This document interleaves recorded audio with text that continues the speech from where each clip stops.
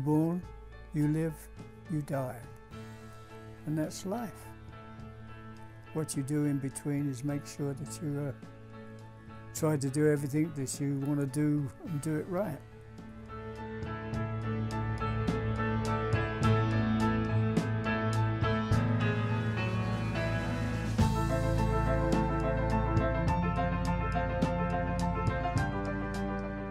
It was a pretty poor family, which we all were around where we lived there. So wasn't too much going on. It's just go out, like get up, go to school, come home, maybe play out front with the rest of the boys and that was it. Go to bed and get up and do the same thing the next day, kind of thing, you know. I volunteered and went in the army when I was 17. And I done my training, and then they decided they would like to make me a carrier guy to drive Bren gun carrier. So I went up to the Lake District, which probably I would never have done anyway, you know, but it's just such beautiful country up in the Lake District in England.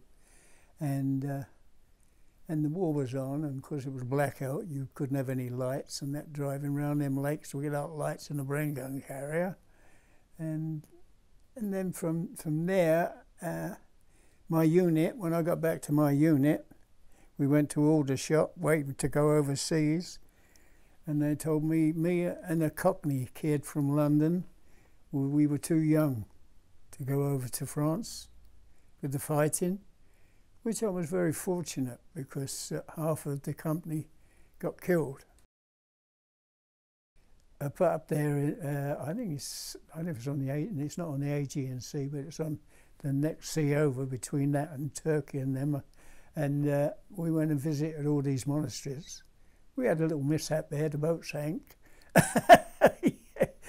We were kind of lucky, it sank just coming out of the harbour, so we were kind of lucky there. And the blooming old Greek ship, whatever it was only a boat anyway, you know. But no, them monasteries there with all them monks and that there, my God, you want to see them. They're really something to be seen. I forgot all about that. But Mount Athos, that's what it was called, Mount Athos, yeah. So they were very, very interesting. To give you a break anyway, to get away, you know. But I used to have a buddy, and I think he could swim from where we were to them islands. Terrific, Ron English his name was. He was my buddy there, and he taught me how to swim because I couldn't swim, and you had to swim before you could get your 3 stars, eh? So he taught me how to swim with a pack on my back. You had to do at least 100 yards. So he taught me how to swim, but he used to go off out on the sea when he was off duty, and you wouldn't see him. Got worried at one time because he was gone for hours and hours and hours. Then all of a sudden you see a little head come bobbing back over the waves, and God, he was a good swimmer.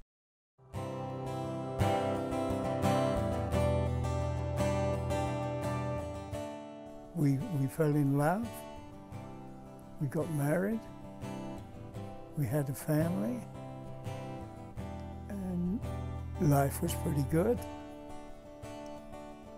Children came along and they were pretty good.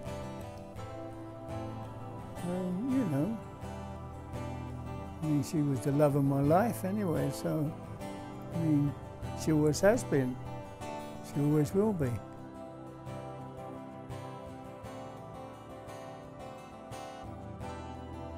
Well, we came to Canada after Eileen's 2 sisters had come out here, and we stayed with one of her sisters, but then there was 3 families in that house, so it wasn't much different to what it used to be in England.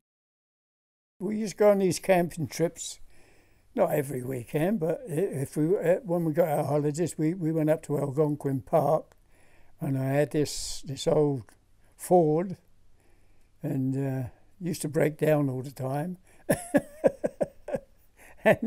and used to have to get out and cool off the pump, so it would carry on working. And we go up there. Well, somebody said to me, they said, Well, if you're going up to Algonquin Park, you know, there's nothing up there.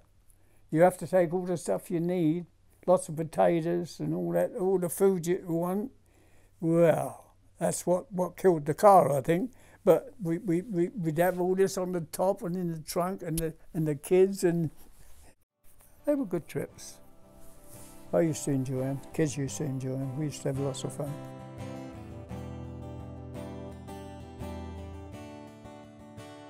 Yeah, I would have done things differently if I could have taken the job that my schoolmaster got for me at the aviation company, Fairy Aviation, the people that made the Spitfire.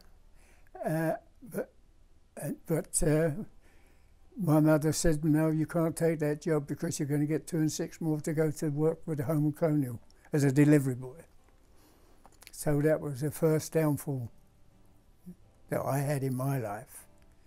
So who knows where it would have taken me, because I was pretty good at drafting.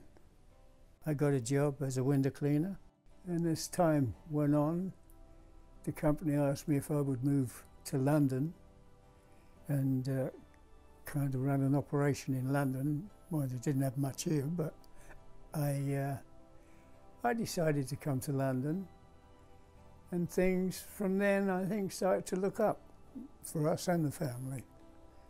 So, and from then it went on and on and on, and I took it over as my own business.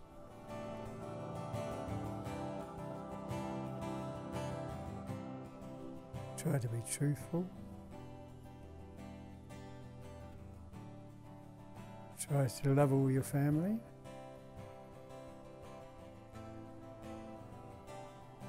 Do things with your family. I think that's one of the most important things, is to do things with your family. Because I don't ever remember doing anything with my family. Well, not my family, my parents' family, I should say. But no, I think that's the most important thing, is family. It's been a good life, got a good family, got good grandkids, got good great-grandkids. Life has been good.